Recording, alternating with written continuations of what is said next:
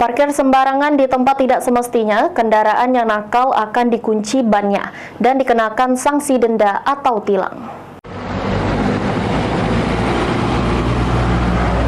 Menurut Kepala Dinas Perhubungan Kota Prabu Muli, Ferry ditemui usai melakukan sosialisasi kunci roda bagi pengendara roda 4 yang parkir sembarangan. Mengatakan bagi kendaraan parkir sembarangan tidak di tempat semestinya akan dikunci bannya dan dikenakan sanksi denda atau tilang. Untuk saat ini, Dishub Kota Prabu Muli baru melakukan sosialisasi, sementara para pengendara kendaraan yang kedapatan parkir sembarangan hanya diberikan teguran. Giat kita hari ini gabungan sama Lantas dan Kom sosialisasi kunci roda. Jadi sosialisasi kunci roda itu untuk menindak parkir di badan jalan berlapis, di atas trotoar dan di badan jalan. Ya.